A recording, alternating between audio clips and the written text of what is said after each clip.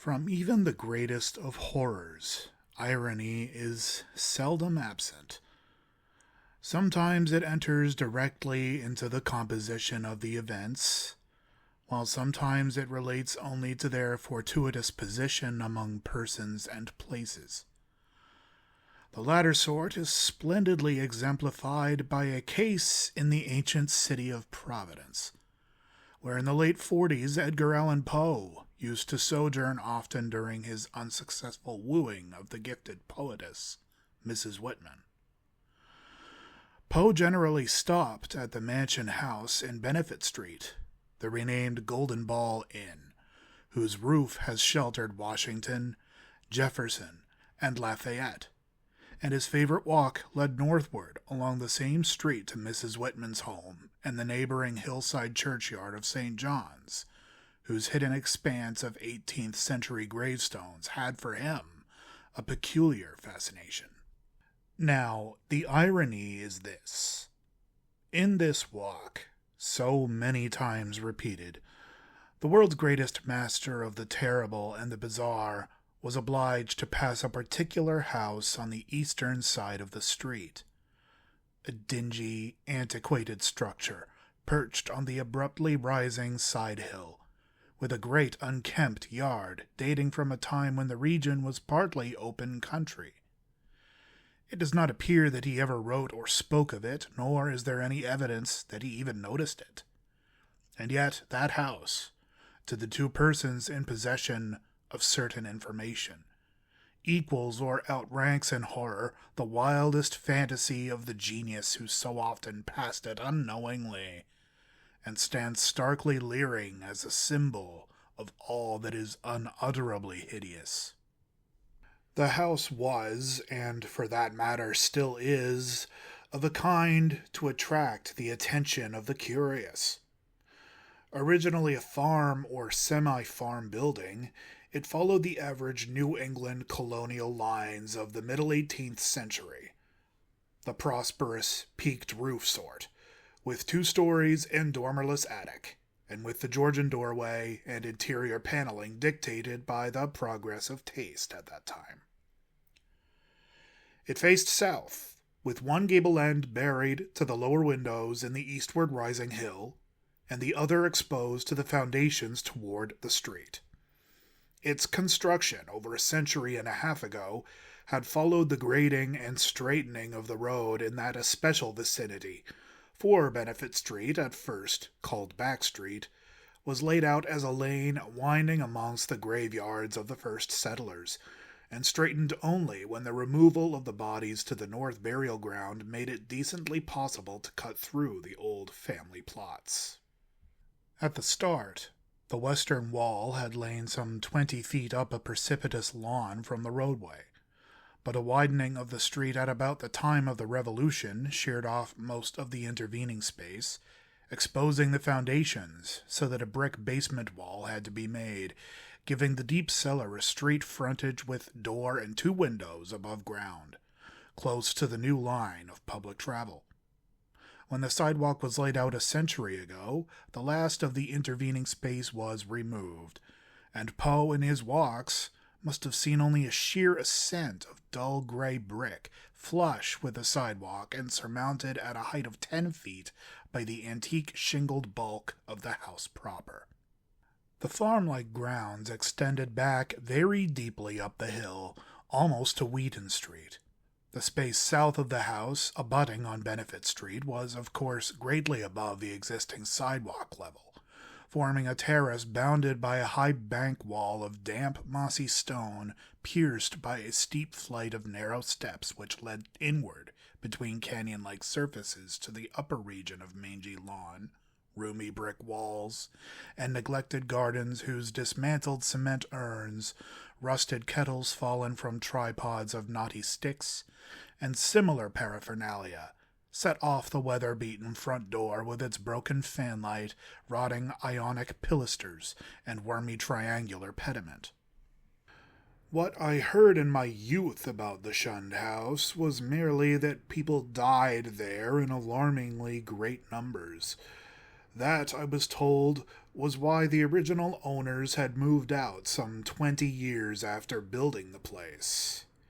It was plainly unhealthy, perhaps because of the dampness and fungus growth in the cellar, the general sickish smell, the drafts of the hallways, or the quality of the well and pump water. These things were bad enough, and these were all that gained belief among the persons whom I knew. Only the notebooks of my antiquarian uncle, Dr. Elihu Whipple, revealed to me at length the darker, vaguer surmises which formed an undercurrent of folklore among old-time servants and humble folk. Surmises which never traveled far, and which were largely forgotten when Providence grew to be a metropolis with a shifting modern population. The general fact is that the house was never regarded by the solid part of the community as in any real sense haunted. There were no widespread tales of rattling chains, cold currents of air, extinguished lights, or faces at the window. Extremists sometimes said the house was unlucky, but that is as far as even they went. What was really beyond dispute is that a frightful proportion of persons died there, or more accurately had died there, since after some peculiar happenings over 60 years ago, the building had become deserted through the sheer impossibility of renting it. These persons were not all cut off suddenly by any one cause, rather did it seem that their vitality was insidiously sapped, so that each one died the sooner from whatever tendency to weakness he may have naturally had.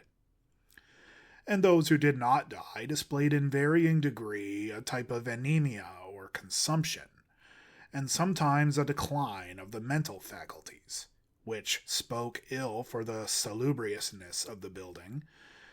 Neighboring houses, it must be added, seemed entirely free from the noxious quality. This much I knew before my insistent questioning led my uncle to show me the notes which finally embarked us both on our hideous investigation. In my childhood, the Shunned house was vacant, with barren, gnarled, and terrible old trees, long, queerly pale grass, and nightmarishly misshapen weeds in the high terraced yard where birds never lingered. We boys used to overrun the place, and I can still recall my youthful terror not only at the morbid strangeness of this sinister vegetation, but at the eldritch atmosphere and odor of the dilapidated house, whose unlocked front door was often entered in quest of shutters. The small paned windows were largely broken, and a nameless air of desolation hung round the precarious paneling, shaky interior shutters, peeling wallpaper, falling plaster, rickety staircases, and such fragments of battered furniture as still remained.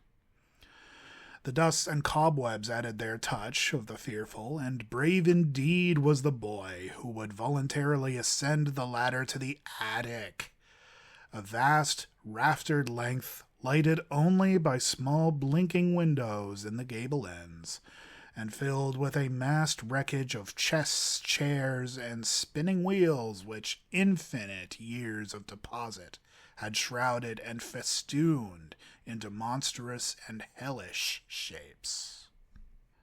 But after all, the attic was not the most terrible part of the house. It was the dank, humid cellar which somehow exerted the strongest repulsion on us, even though it was wholly above ground on the street side, with only a thin door and window-pierced brick wall to separate it from the busy sidewalk. We scarcely knew whether to haunt it in spectral fascination or to shun it for the sake of our souls and our sanity. For one thing, the bad odor of the house was strongest there, and for another thing, we did not like the white fungus growths which occasionally sprang up in rainy summer weather from the hard earth floor. Those fungi, grotesquely like the vegetation in the yard outside, were truly horrible in their outlines, detestable parodies of toadstools and Indian pipes, whose like we had never seen in any other situation. They rotted quickly, and at one stage became slightly phosphorescent, so that nocturnal passers-by sometimes spoke of witch fires glowing behind the broken panes of the fetter-spreading windows. We never, even in our wildest Halloween moods, visited this cellar by night, but in some of our daytime visits could detect the phosphorescence, especially when the day was dark and wet. There was also a subtler thing we often thought we detected, a very strange thing which was, however, merely suggestive at most. I refer to a sort of cloudy whitish pattern on the dirt floor, a vague shifting deposit of mold or niter, which we sometimes thought we could trace amidst the sparse fungus growths near the huge fireplace of the basement kitchen. Once in a while, it struck us that this patch bore an uncanny resemblance to a doubled-up human figure, though generally no such kinship existed, and often there was no whitish deposit whatever. On a certain rainy afternoon, when this illusion seemed phenomenally strong, and when, in addition, I had fancied I glimpsed a kind of thin, yellowish, shimmering exhalation rising from the nitrous pattern toward the yawning fireplace, I spoke to my uncle about the matter.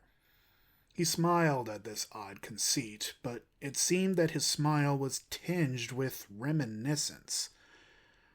Later I heard that a similar notion entered into some of the wild ancient tales of the common folk, a notion likewise alluding to ghoulish, wolfish shapes taken by smoke from the great chimney, and queer contours assumed by certain of the sinuous tree roots that thrust their way into the cellar through the loose foundation stones. Not till my adult years did my uncle set before me the notes and data which he had collected concerning the Shunned house. Dr. Whipple was a sane, conservative physician of the old school, and for all his interest in the place was not eager to encourage young thoughts toward the abnormal. His own view, postulating simply a building and location of markedly unsanitary qualities, had nothing to do with abnormality, but he realized that the very picturesqueness which aroused his own interest would in a boy's fanciful mind take on all manner of gruesome imaginative associations. The doctor was a bachelor, a white-haired, clean-shaven, old-fashioned gentleman, and a local historian of note, who had often broken a lance with such controversial guardians of tradition as Sidney S. Ryder and Thomas W. Bicknell. He lived with one manservant of a Georgian homestead with knocker and iron-railed steps, balanced eerily on a steep ascent of North Court Street, beside the ancient brick court and colony house where his grandfather, a cousin of that celebrated privateersman Captain Whipple, who burnt His Majesty's armed schooner Gaspé in 1772, had voted in the legislature on May 4th, 1776, for the independence of the Rhode Island colony. Around him in the damp, low-ceiled library with the musty white paneling, heavy carved-over mantel, and small-paned, vine-shaded windows, were the relics and records of his ancient family, among which were many dubious allusions to the Shunned house in Benefit Street. That pest spot lies not far distant, for Benefit runs ledgewise just above the courthouse along the precipitous hill up which the first settlement climbed. When in the end my insistent pestering and maturing years evoked from my uncle the hoarded lore I sought, there lay before me a strange enough chronicle. Long-winded, statistical, and drearily genealogical as some of the matter was, there ran through it a continuous thread of brooding, tenacious horror and preternatural malevolence which impressed me even more than it had impressed the good doctor. Separate events fitted together uncannily, and seemingly irrelevant details held mines of hideous possibilities.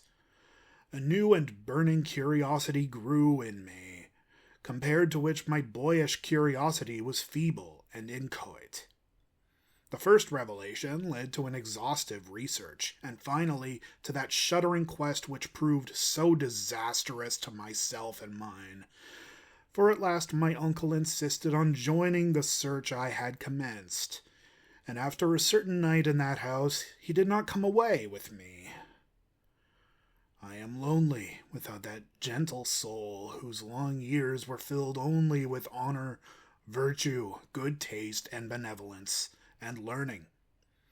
I have reared a marble urn to his memory in St. John's churchyard, the place that Poe loved, the hidden grove of giant willows on the hill, where tombs and headstones huddle quietly between the hoary bulk of the church and the houses and bank walls of Benefit Street. The history of the house, opening amidst a maze of dates, revealed no trace of the sinister either about its construction or about the prosperous and honorable family who built it. Yet from the first, a taint of calamity, soon increased to boding significance, was apparent. My uncle's carefully compiled record began with the building of the structure in 1763, and followed the theme with an unusual amount of detail. The Shunned house, it seems, was first inhabited by William Harris and his wife, Roby Dexter, with their children, Elkanah, born in 1755, Abigail, born in 1757, William Jr., born in 1759, and Ruth, born in 1761. Harris was a substantial merchant and seaman in the West India trade, connected with the firm of Obadiah Brown and his nephews. After Brown's death in 1761, the new firm of Nicholas Brown & Co. made him master of the brig Providence built of 120 tons, thus enabling him to erect the new homestead he had desired ever since his marriage. The site he had chosen, a recently straightened part of the new and fashionable back street, which ran along the side of the hill above crowded Cheapside, was all that could be wished, and the building did justice to the location. It was the best that moderate means could afford, and Harris hastened to move in before the birth of a fifth child which the family expected. That child, a boy, came in December, but was stillborn. Nor was any child to be born alive in that house for a century and a half. The next April, sickness occurred among the children, and Abigail and Ruth died before the month was over. Dr. Job Ives diagnosed the trouble as some infantile fever, though others declared it was more of a mere wasting away or decline. It seemed in any event to be contagious, for Hannah Bowen, one of the two servants, died of it in the following June. Eli Liddison, the other servant, constantly complained of weakness and would have returned to his father's farm in Rehoboth, but for a sudden attachment for Mehitabel Pierce, who was hired to succeed Hannah. He died the next year, a sad year indeed, since it marked the death of William Harris himself, enfeebled as he was by the climate of Martinique, where his occupation had kept him for considerable periods during the preceding decade. The widowed Roby Harris never recovered from the shock of her husband's death, and the passing of her firstborn, Elkanah, 2 years later, was the final blow to her reason. In 1768, she fell victim to a mild form of insanity, and was thereafter confined to the upper part of the house, her elder maiden sister, Mercy Dexter, having moved in to take charge of the family. Mercy was a plain, raw-boned woman of great strength, but her health visibly declined from the time of her advent. She was greatly devoted to her unfortunate sister, and had an especial affection for her only surviving nephew, William, who from a sturdy infant had become a sickly, spindling lad. In this year the servant Mehitabel died, and the other servant, Preserved Smith, left without coherent explanation, or at least with only some wild tales and a complaint that he disliked the smell of the place. For a time, Mercy could secure no more help. Since the 7 deaths and case of madness, all occurring within 5 years' space, had begun to set in motion the body of fireside rumor which later became so bizarre. Ultimately, however, she obtained new servants from out of town. Anne White, a morose woman from that part of North Kingstown now set off as the township of Exeter, and a capable Boston man named Zenas Lowe. It was Anne White who first gave definite shape to the sinister idle talk. Mercy should have known better than to hire anyone from the Nooseneck Hill country, for that remote bit of backwoods was then, as now, a seat of the most uncomfortable superstitions. As lately as 1892, an Exeter community exhumed a dead body and ceremoniously burnt its heart in order to prevent certain alleged visitations injurious to the public health and peace. And one may imagine the point of view of the same section in 1768. Anne's tongue was perniciously active, and within a few months Mercy discharged her, filling her place with a faithful and amiable Amazon from Newport, Maria Robbins.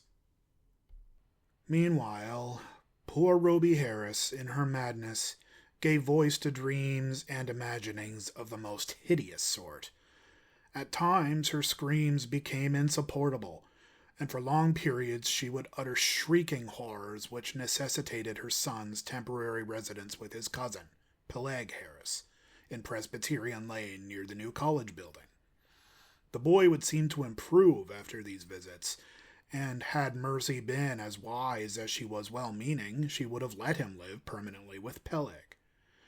Just what Mrs. Harris cried out in her fits of violence, tradition hesitates to say, or rather presents such extravagant accounts that they nullify themselves through sheer absurdity.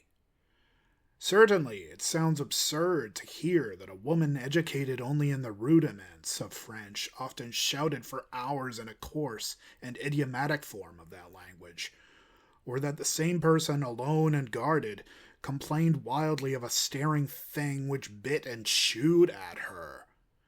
In 1772, the servant Zenas died, and when Mrs. Harris heard of it, she laughed with a shocking delight utterly foreign to her. The next year she herself died, and was laid to rest in the North Burial Ground beside her husband. Upon the outbreak of trouble with Great Britain in 1775, William Harris, despite his scant 16 years and feeble constitution, managed to enlist in the Army of Observation under General Greene, and from that time on enjoyed a steady rise in health and prestige. In 1780, as a captain in Rhode Island forces in New Jersey under Colonel Angell, he met and married Phoebe Hetfield of Elizabethtown, whom he brought to Providence upon his honorable discharge in the following year.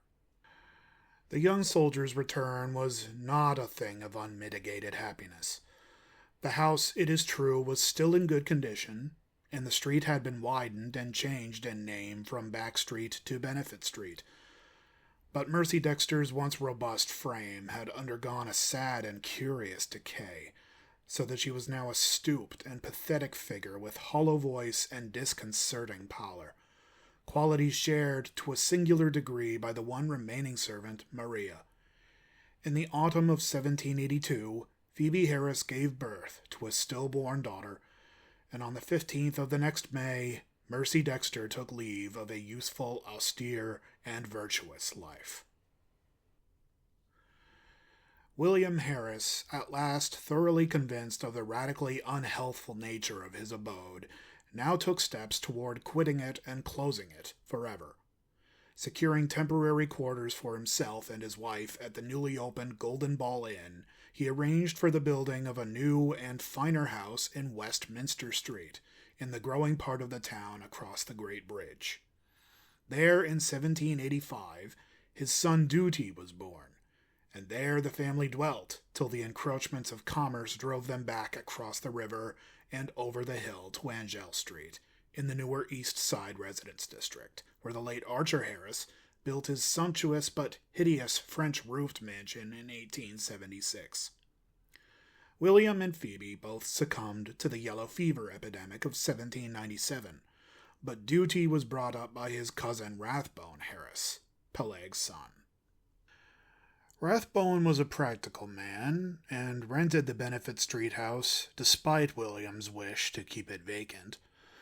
He considered it an obligation to his ward to make the most of all the boy's property, nor did he concern himself with the deaths and illnesses which caused so many changes of tenants, or the steadily growing aversion with which the house was generally regarded.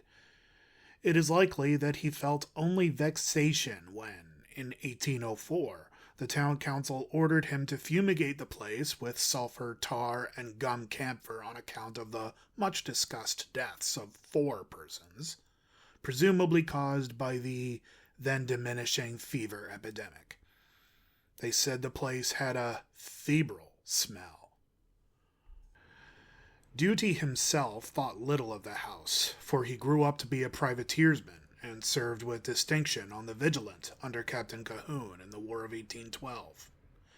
He returned unharmed, married in 1814, and became a father on that memorable night of September 23, 1815, when a great gale drove the waters of the bay over half the town and flooded a tall sloop well up Westminster Street so that its masts almost tapped the Harris windows, in symbolic affirmation that the new boy Welcome was a seaman's son.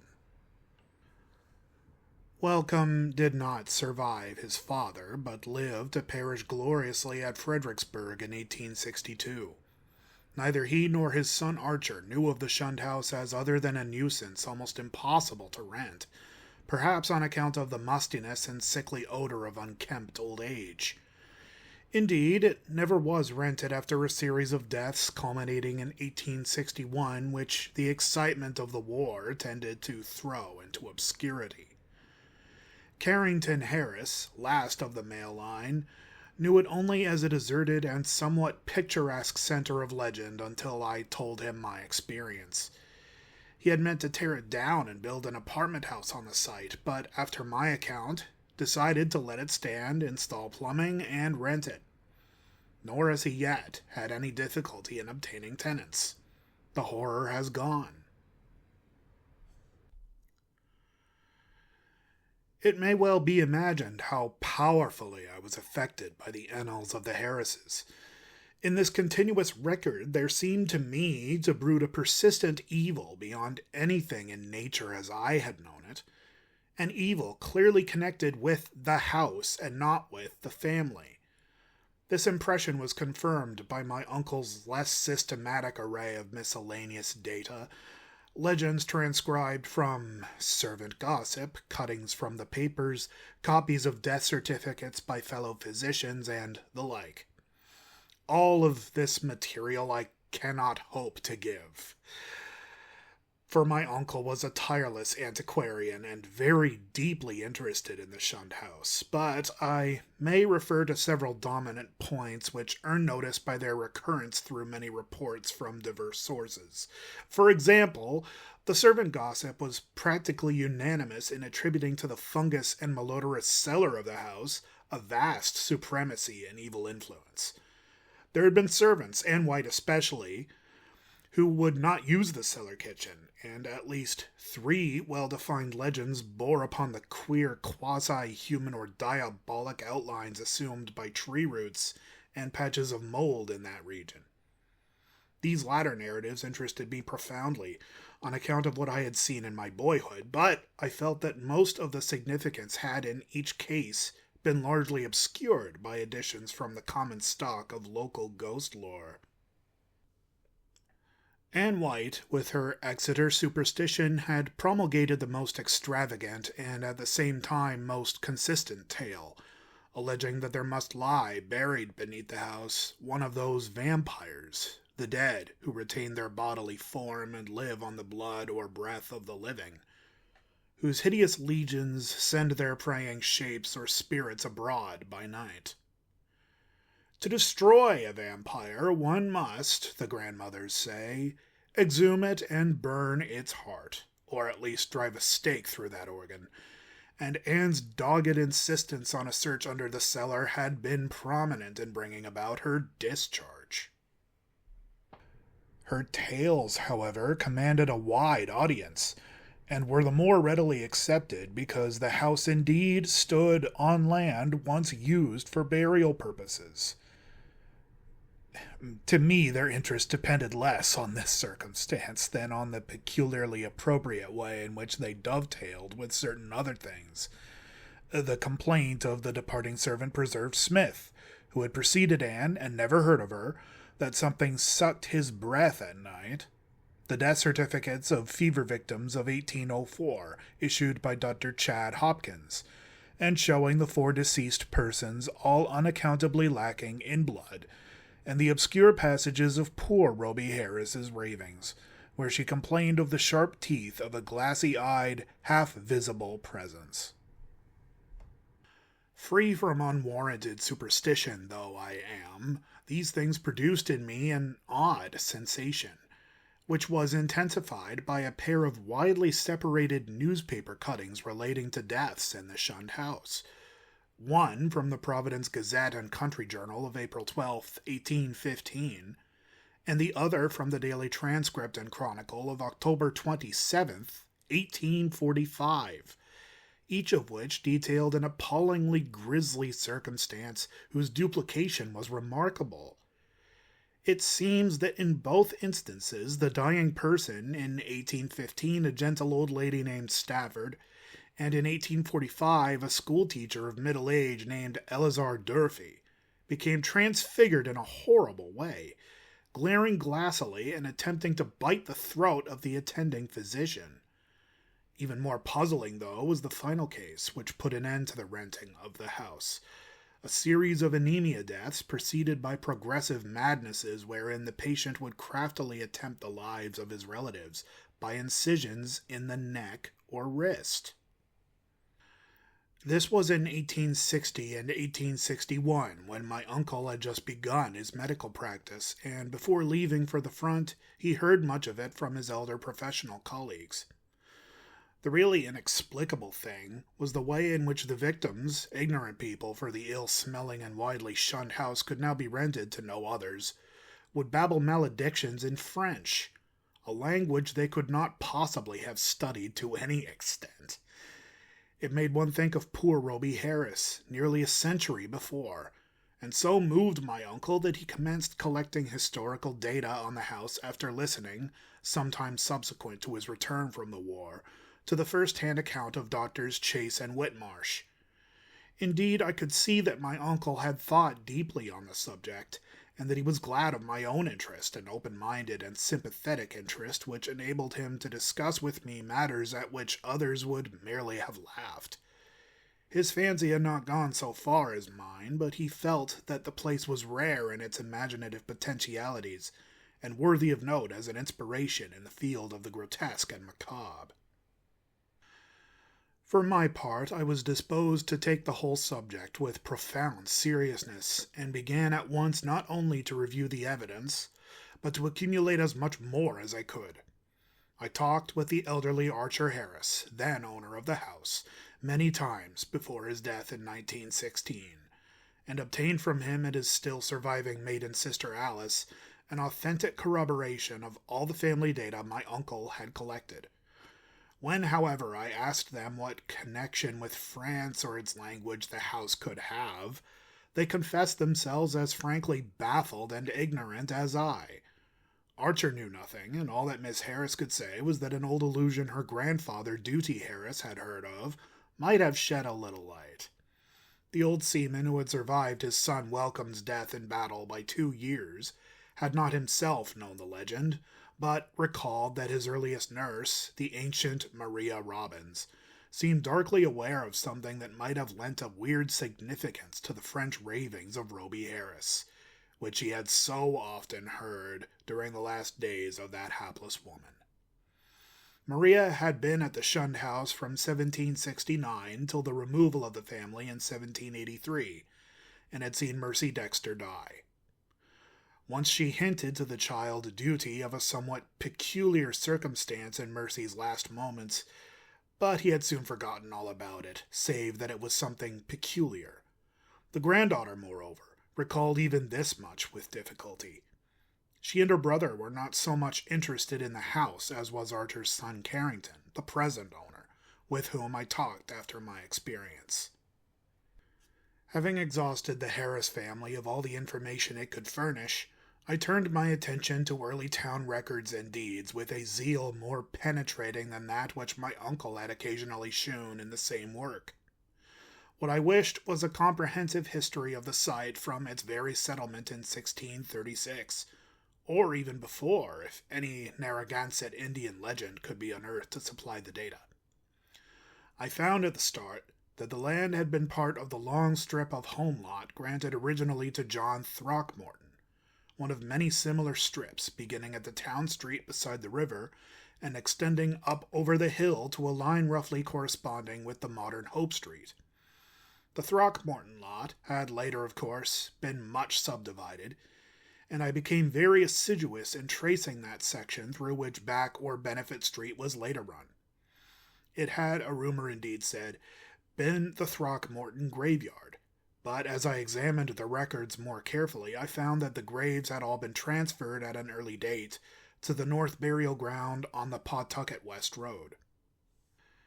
Then suddenly I came, by a rare piece of chance, since it was not in the main body of records and might easily have been missed, upon something which aroused my keenest eagerness, fitting in as it did with several of the queerest phases of the affair. It was the record of a lease, in 1697, of a small tract of ground to an Etienne Roulet and wife. At last the French element had appeared, that and another deeper element of horror which the name conjured up from the darkest recesses of my weird and heterogeneous reading. And I feverishly studied the platting of the locality as it had been before the cutting through and partial straightening of Back Street between 1747 and 1758.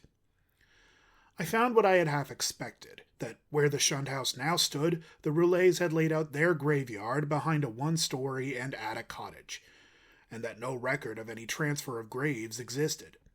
The document indeed ended in much confusion, and I was forced to ransack both the Rhode Island Historical Society and Shepley Library before I could find a local door which the name Etienne Roulet would unlock. In the end, I did find something of such vague but monstrous import that I set about at once to examine the cellar of the Shunned house itself with a new and excited minuteness. The Roulets, it seemed, had come in 1696 from East Greenwich, down the west shore of Narragansett Bay. They were Huguenots from Cod, and had encountered much opposition before the Providence selectmen allowed them to settle in the town. Unpopularity had dogged them in East Greenwich, whither they had come in 1686 after the revocation of the Edict of Nantes, and rumor said that the cause of dislike extended beyond mere racial and national prejudice, or the land disputes which involved other French settlers with the English in rivalries which not even Governor Andros could quell. But their ardent Protestantism, too ardent, some whispered, and their evident distress when virtually driven from the village down the bay, had moved the sympathy of the town fathers. Here the strangers had been granted a haven, and the swarthy Etienne Roulet, less apt at agriculture than at reading queer books and drawing queer diagrams, was given a clerical post in the warehouse at Pardon Tillinghast's wharf, far south in Town Street. There had, however, been a riot of some sort later on, perhaps 40 years later, after old Roulet's death, and no one seemed to hear of the family after that. For a century and more, it appeared, the Roulets had been well remembered and frequently discussed as vivid incidents in the quiet life of a New England seaport. Etienne's son, Paul, a surly fellow whose erratic conduct had probably provoked the riot which wiped out the family, was particularly a source of speculation. And though Providence never shared the witchcraft panics of her Puritan neighbors, it was freely intimated by old wives that his prayers were neither uttered at the proper time nor directed toward the proper object. All this had undoubtedly formed the basis of the legend known by old Maria Robbins. What relation it had to the French ravings of Roby Harris and other inhabitants of the Shunned House, imagination, or future discovery alone could determine.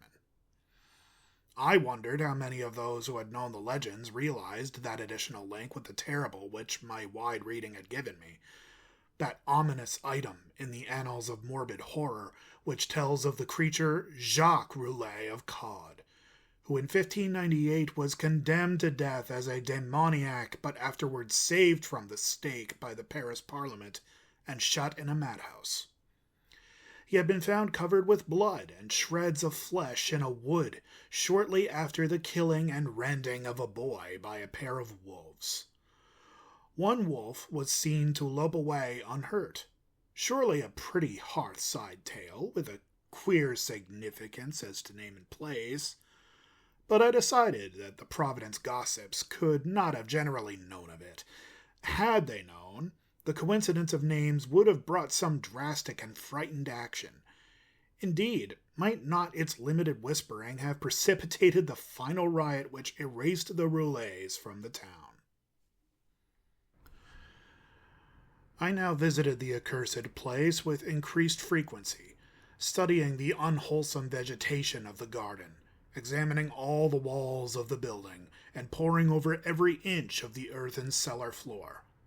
Finally, with Carrington Harris's permission, I fitted a key to the disused door opening from the cellar directly upon Benefit Street, preferring to have a more immediate access to the outside world than the dark stairs, ground floor, hall, and front door could give.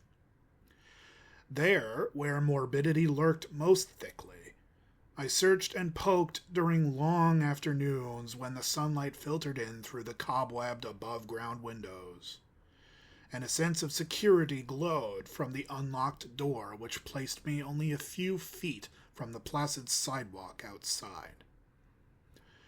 Nothing new rewarded my efforts, only the same depressing mustiness and faint suggestions of noxious odors and nitrous outlines on the floor, and I fancy that many pedestrians must have watched me curiously through the broken panes.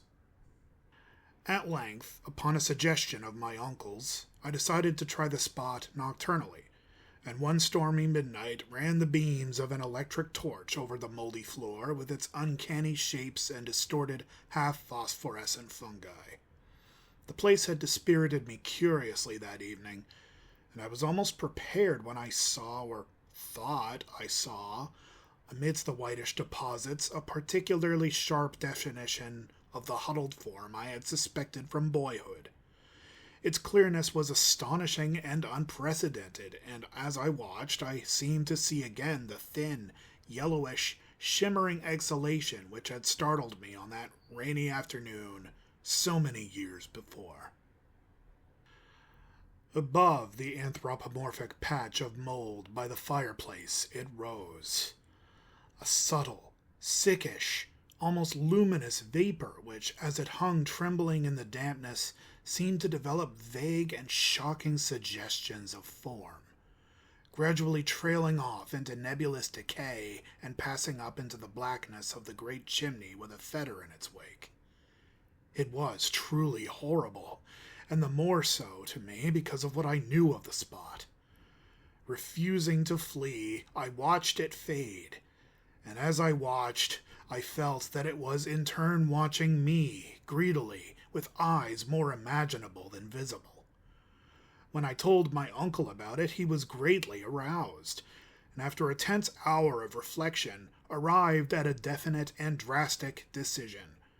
Weighing in his mind the importance of the matter, and the significance of our relation to it, he insisted that we both test, and if possible destroy, the horror of the house by a joint night or nights of aggressive vigil in that musty and fungus-cursed cellar. On Wednesday, June 25th, 1919, after a proper notification of Carrington Harris, which did not include surmises as to what we expected to find, my uncle and I conveyed to the Shunned House 2 camp chairs and a folding camp cot, together with some scientific mechanism of greater weight and intricacy, These we placed in the cellar during the day, screening the windows with paper and planning to return in the evening for our first vigil. We had locked the door from the cellar to the ground floor, and having a key to the outside cellar door, we were prepared to leave our expensive and delicate apparatus, which we had obtained secretly and at great cost, as many days as our vigils might need to be protracted. It was our design to sit up together till very late, and then watch singly till dawn in 2-hour stretches, myself first, and then my companion, the inactive member resting on the cot. The natural leadership with which my uncle procured the instruments from the laboratories of Brown University and the Cranston Street Armory, and instinctively assumed direction of our venture, was a marvelous commentary on the potential vitality and resilience of a man of 81. Elihu Whipple had lived according to the hygienic laws he had preached as a physician, and, but for what happened later, would be here in full vigor today. Only 2 persons suspect what did happen, Carrington Harris and myself. I had to tell Harris because he owned the house and deserved to know what had gone out of it. Then, too, we had spoken to him in advance of our quest, and I felt after my uncle's going that he would understand and assist me in some vitally necessary public explanations. He turned very pale, but agreed to help me, and decided that it would now be safe to rent the house. To declare that we were not nervous on that rainy night of watching would be an exaggeration both gross and ridiculous. We were not, as I have said, in any sense childishly superstitious, but scientific study and reflection had taught us that the known universe of 3 dimensions embraces the merest fraction of the whole cosmos of substance and energy. In this case, an overwhelming preponderance of evidence from numerous authentic sources pointed to the tenacious existence of certain forces of great power and, so far as the human point of view is concerned, exceptional malignancy. To say that we actually believed in vampires or werewolves would be a carelessly inclusive statement. Rather must it be said that we were not prepared to deny the possibility of certain unfamiliar and unclassified modifications of vital force and attenuated matter, existing very infrequently in 3-dimensional space because of its more intimate connection with other spatial units, yet close enough to the boundary of our own to furnish us occasional manifestations which we, for lack of a proper vantage point, may never hope to understand. In short, it seemed to my uncle and me that an incontrovertible array of facts pointed to some lingering influence in the Shunned house, traceable to one or another of the ill-favored French settlers of 2 centuries before, and still operative through rare and unknown laws of atomic and electronic motion. That the family of Roulet had possessed an abnormal affinity for outer circles of entity, dark spheres which for normal folk held only repulsion and terror, their recorded history seemed to prove. Had not then the riots of those bygone 1730s set moving certain kinetic patterns in the morbid brain of one or more of them, notably the sinister Paul Roulet, which obscurely survived the bodies murdered and buried by the mob and continued to function in some multiple-dimensioned space along the original lines of force determined by a frantic hatred of the encroaching community. Such a thing was surely not a physical or biochemical impossibility, in the light of a newer science which includes the theories of relativity and intra-atomic action. One might easily imagine an alien nucleus of substance or energy, formless or otherwise, kept alive by imperceptible or immaterial subtractions from the life force or bodily tissues and fluids of other and more palpably living things into which it penetrates, and with whose fabric it sometimes completely merges itself. It might be actively hostile, or it might be dictated merely by blind motives of self-preservation. In any case, such a monster must of necessity be, in our scheme of things, an anomaly and an intruder, whose extirpation forms a primary duty with every man not an enemy to the world's life, health, and sanity. What baffled us was our utter ignorance of the aspect in which we might encounter the thing. No sane person had even seen it, and few had ever felt it definitely.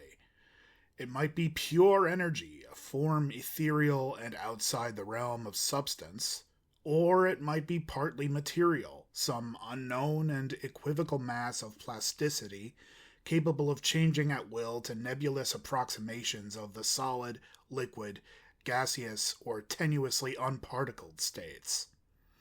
The anthropomorphic patch of mold on the floor, the form of the yellowish vapor, and the curvature of the tree roots in some of the old tales, all argued at least a remote and reminiscent connection with the human shape. But how representative or permanent that similarity might be, none could say with any kind of certainty. We had devised 2 weapons to fight it. A large and specially fitted Crookes tube operated by powerful storage batteries and provided with peculiar screens and reflectors, in case it proved intangible and opposable only by vigorously destructive ether radiations, and a pair of military flamethrowers of the sort used in the World War, in case it proved partly material and susceptible of mechanical destruction. For, like the superstitious Exeter rustics, we were prepared to burn the thing's heart out, if heart existed to burn. All this aggressive mechanism we set in the cellar in positions carefully arranged with reference to the cot and chairs, and to the spot before the fireplace where the mold had taken strange shapes. That suggestive patch, by the way, was only faintly visible when we placed our furniture and instruments, and when we returned that evening for the actual vigil. For a moment I half doubted that I had ever seen it in the more definitely lined form. But then I thought of the legends. Our cellar vigil began at 10 p.m. daylight saving time, and as it continued we found no promise of pertinent developments. A weak filtered glow from the rain-harassed street lamps outside, and a feeble phosphorescence from the detestable fungi within, showed the dripping stone of the walls, from which all traces of whitewash had vanished. The dank, fetid, and mildew-tainted hard earth floor with its obscene fungi, the rotting remains of what had been stools, chairs, and tables, and other more shapeless furniture, the heavy planks and massive beams of the ground floor overhead, the decrepit plank door leading to bins and chambers beneath other parts of the house, the crumbling stone staircase with ruined wooden handrail, and the crude and cavernous fireplace of blackened brick, where rusted iron fragments revealed the past presence of hooks, andirons, spit, crane, and a door to the Dutch oven, these things, and our austere cot and camp chairs, and the heavy and intricate destructive machinery we had brought. We had, as in my own former explorations, left the door to the street unlocked, so that a direct and practical path of escape might lie open in case of manifestations beyond our power to deal with. It was our idea that our continued nocturnal presence would call forth whatever malign entity lurked there, and that being prepared, we could dispose of the thing with one or the other of our provided means as soon as we had recognized and observed it sufficiently. How long it might require to evoke and extinguish the thing we had no notion. It occurred to us, too, that our venture was far from safe, for in what strength the thing might appear no one could tell. But we deemed the game worth the hazard, and embarked on it alone and unhesitatingly, conscious that the seeking of outside aid would only expose us to ridicule and perhaps defeat our entire purpose. Such was our frame of mind as we talked far into the night, till my uncle's growing drowsiness made me remind him to lie down for his 2-hour sleep. Something like fear chilled me as I sat there in the small hours alone. I say alone, for one who sits by a sleeper is indeed alone, perhaps more alone than he can realize. My uncle breathed heavily, his deep inhalations and exhalations accompanied by the rain outside, and punctuated by another nerve-wracking sound of distant dripping water within, for the house was repulsively damp even in dry weather, and in this storm, positively swamp-like.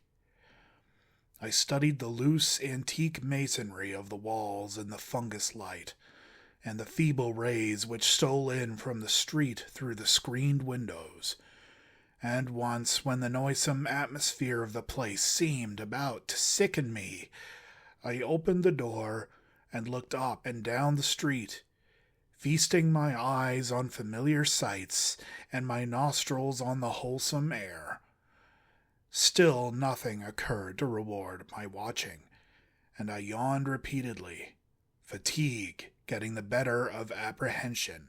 Then the stirring of my uncle in his sleep attracted my notice. He had turned restlessly on the cot several times during the latter half of the first hour, but now he was breathing with unusual irregularity, occasionally heaving a sigh which held more than a few of the qualities of a choking moan. I turned my electric flashlight on him and found his face averted, so rising and crossing to the other side of the cot, I again flashed the light to see if he seemed in any pain. What I saw unnerved me most surprisingly, considering its relative triviality. It must have been merely the association of any odd circumstance with the sinister nature of our location and mission, for surely the circumstance was not in itself frightful or unnatural.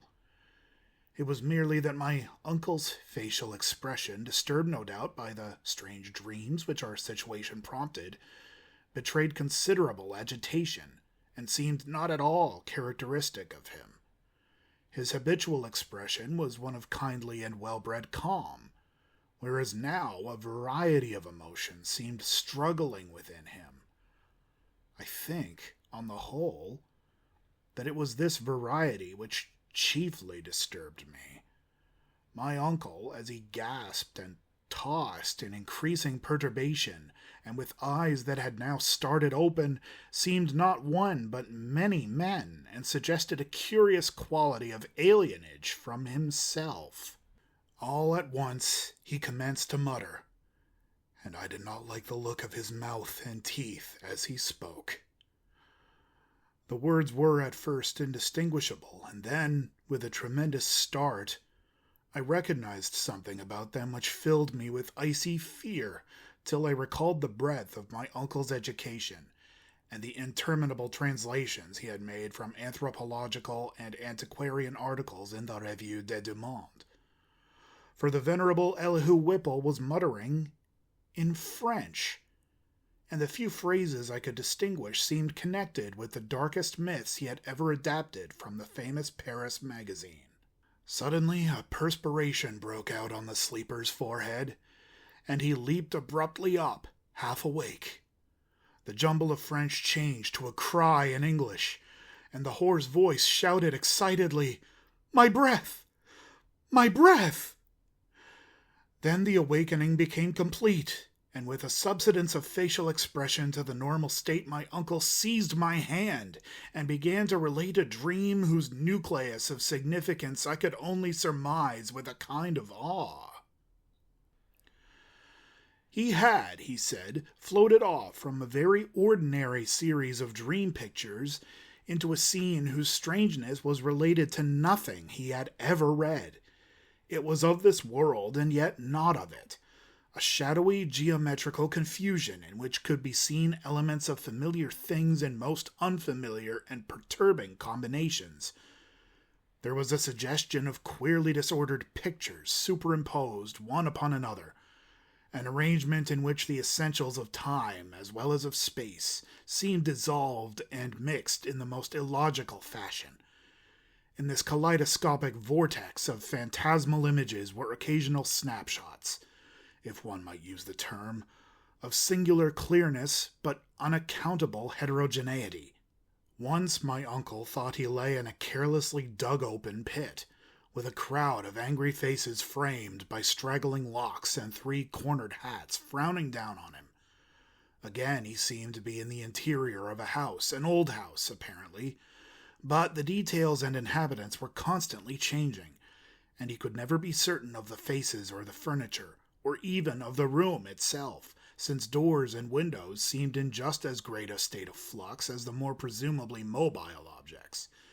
It was queer, damnably queer, and my uncle spoke almost sheepishly, as if half expecting not to be believed, when he declared that of the strange faces, many had unmistakably borne the features of the Harris family.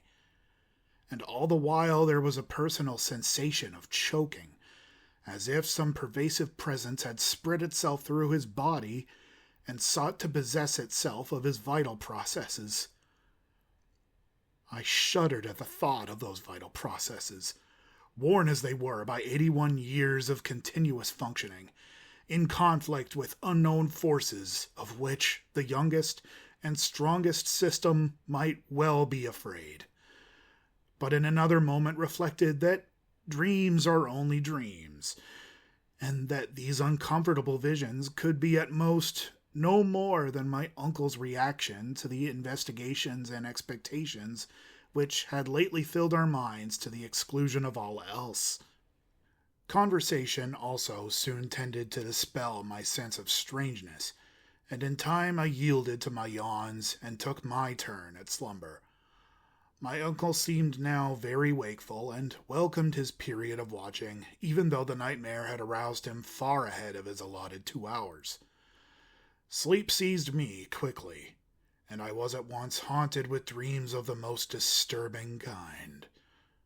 I felt, in my visions, a cosmic and abysmal loneness, with hostilities surging from all sides upon some prison where I lay confined.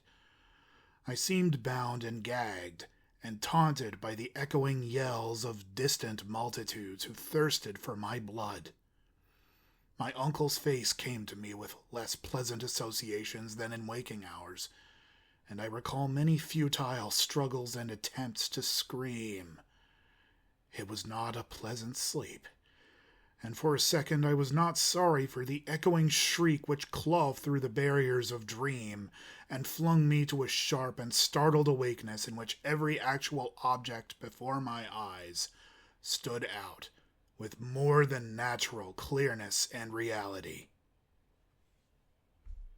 I had been lying with my face away from my uncle's chair, so that in this sudden flash of awakening I saw only the door to the street, the more northerly window, and the wall and floor and ceiling toward the north of the room, all photographed with morbid vividness on my brain in a light brighter than the glow of the fungi or the rays from the street outside.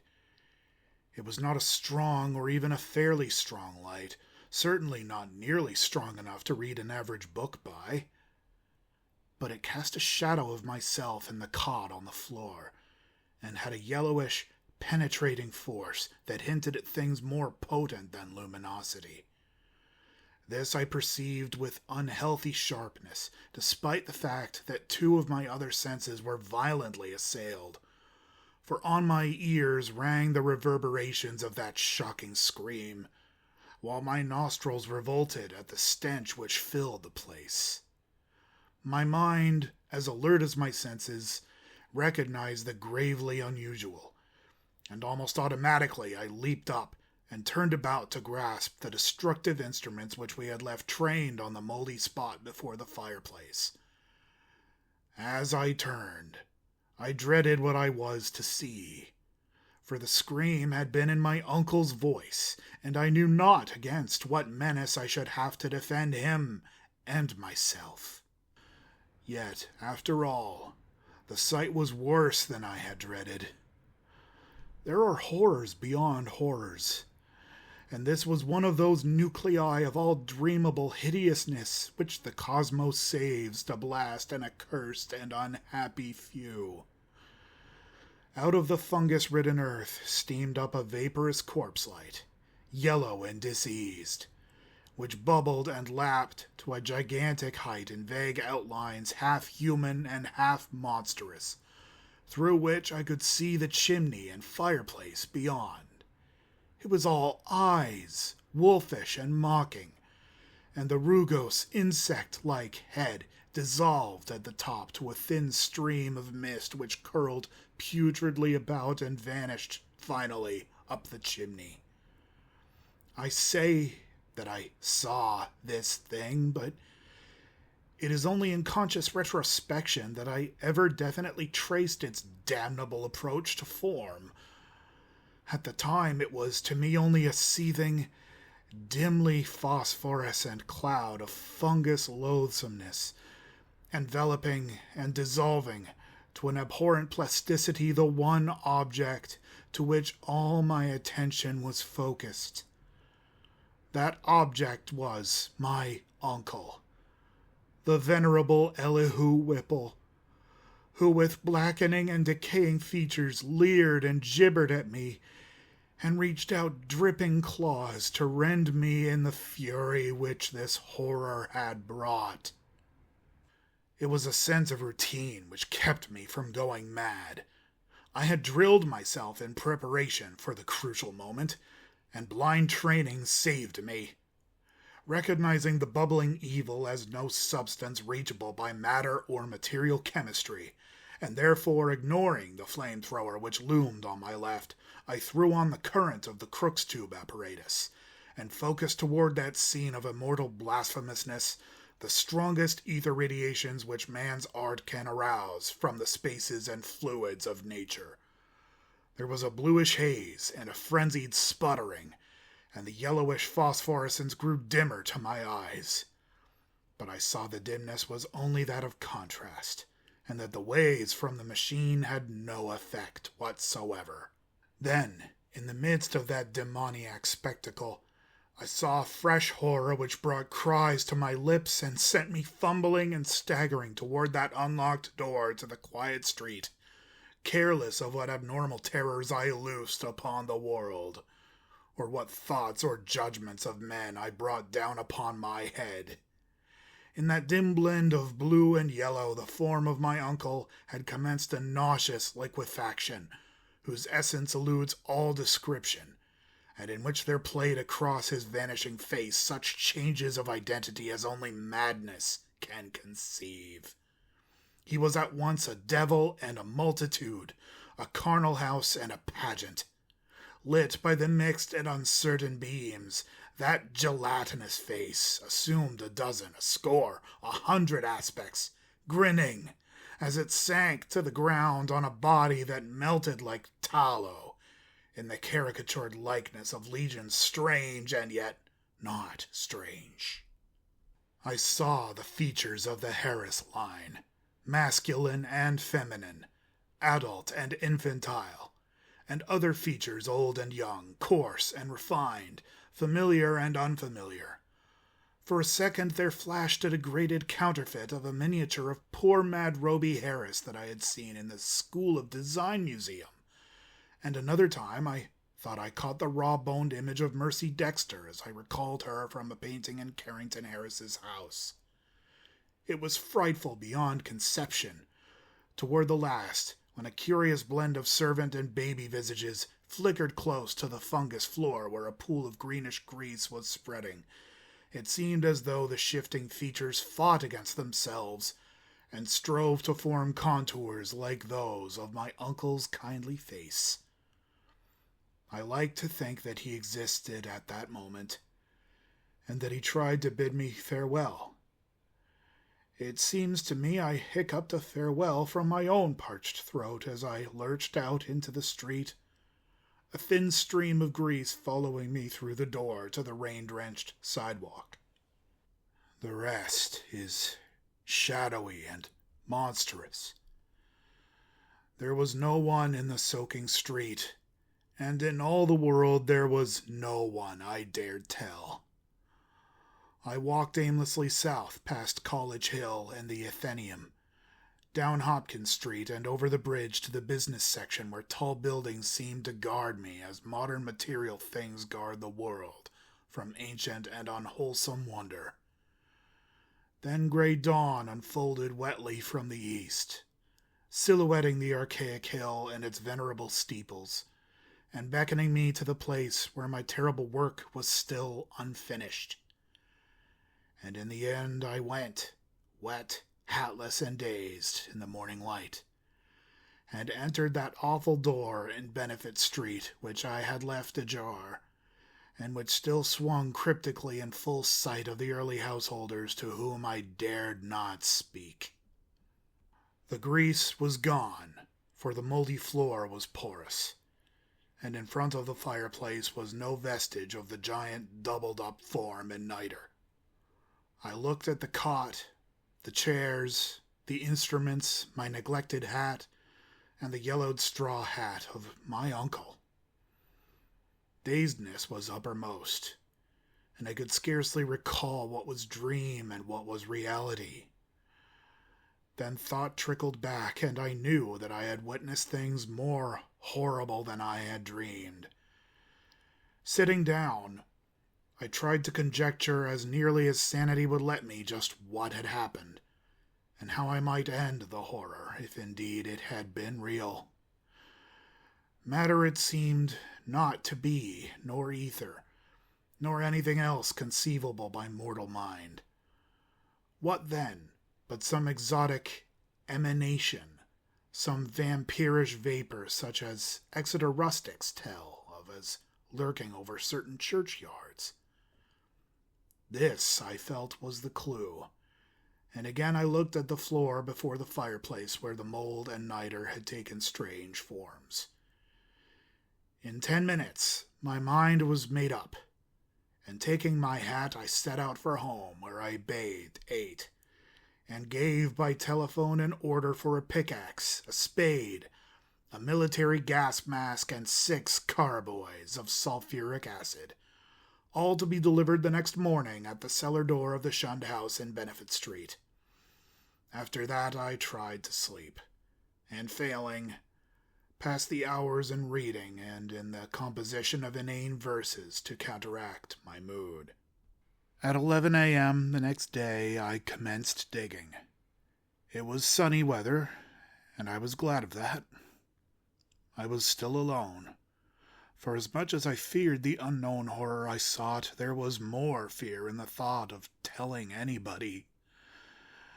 Later I told Harris only through sheer necessity, and because he had heard odd tales from old people which disposed him ever so little toward belief. And as I turned up the stinking black earth in front of the fireplace, my spade causing a viscous yellow ichor to ooze from the white fungi which it severed, I trembled at the dubious thoughts of what I might uncover. Some secrets of inner earth are not good for mankind, and this seemed to me one of them. My hand shook perceptibly, but still I delved, after a while standing in the large hole I had made. With the deepening of the hole, which was about 6 feet square, the evil smell increased, and I lost all doubt of my imminent contact with the hellish thing whose emanations had cursed the house for over a century and a half. I wondered what it would look like, what its form and substance would be, and how big it might have waxed through long ages of life-sucking. At length I climbed out of the hole and dispersed the heaped-up dirt, then arranging the great carboys of acid around and near 2 sides, so that when necessary I might empty them all down the aperture in quick succession. After that I dumped earth only along the other 2 sides, working more slowly and donning my gas mask as the smell grew. I was nearly unnerved at my proximity to a nameless thing at the bottom of a pit. Suddenly my spade struck something softer than earth. I shuddered and made a motion as if to climb out of the hole, which was now as deep as my neck. Then courage returned, and I scraped away more dirt in the light of the electric torch I had provided. The surface I uncovered was fishy and glassy, a kind of semi-putrid congealed jelly with suggestions of translucency. I scraped further and saw that it had form. There was a rift where a part of the substance was folded over. The exposed area was huge and roughly cylindrical, like a mammoth soft blue-white stovepipe doubled in two, its largest part some 2 feet in diameter. Still more I scraped, and then abruptly I leaped out of the hole and away from the filthy thing, frantically unstopping and tilting the heavy carboys, and precipitating their corrosive contents one after another down that carnal gulf, and upon the unthinkable abnormality whose titan elbow I had seen. The blinding maelstrom of greenish-yellow vapor which surged tempestuously up from that hole as the floods of acid descended will never leave my memory. All along the hill, people tell of the yellow day when virulent and horrible fumes arose from the factory waste dumped in the Providence River. But I know how mistaken they are as to the source. They tell, too, of the hideous roar which at the same time came from some disordered water pipe or gas main underground. But again, I could correct them, if I dared. It was unspeakably shocking, and I do not see how I lived through it.